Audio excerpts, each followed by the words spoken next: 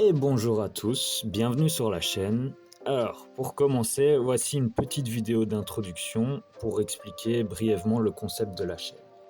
Le but de la chaîne est très simple, c'est d'obtenir un Bitcoin entier. Actuellement, le prix du Bitcoin est à 40 000 $. On va pas se mentir, c'est pas donné à tout le monde 40 000 $.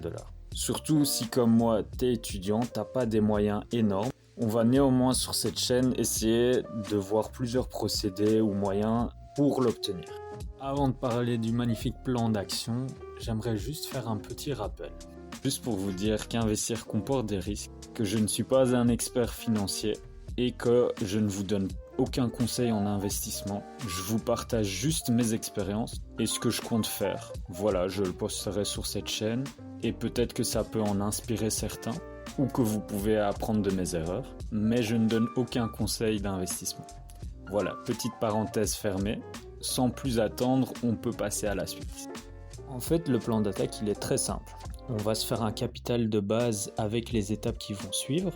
Ce capital ira sur un portefeuille crypto que je mettrai en staking ou que je holderai tout simplement, toujours dans l'optique d'obtenir ce Bitcoin.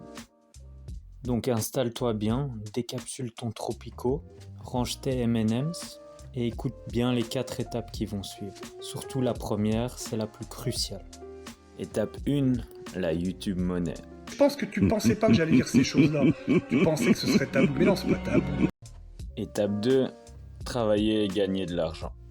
Bon là, logiquement, t'es en train de m'insulter derrière ton écran, ce qui est tout à fait normal.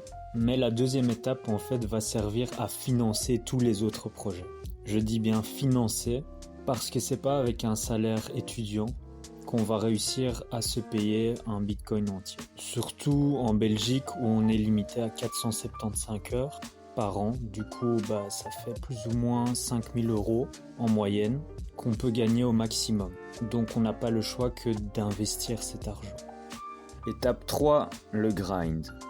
Par grind, je veux dire toutes les activités annexes en plus du travail étudiant qu'on peut faire pour se faire de l'argent. Ça va de bénévolat rémunéré à acheter des vêtements seconde main pour les revendre et plein d'autres choses. Là, c'était que des exemples, juste pour vous donner une idée. Mais dans les prochaines vidéos, on l'expliquera plus en détail.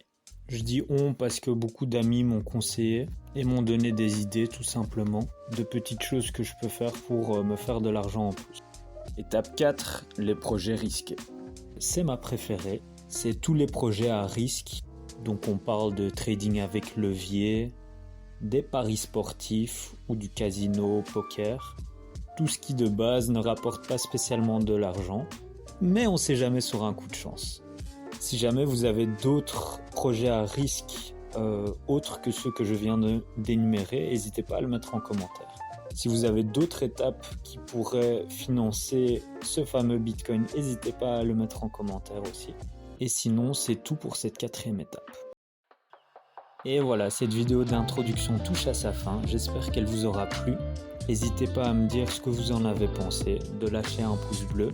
Et je vous dis à la prochaine. Ciao, ciao!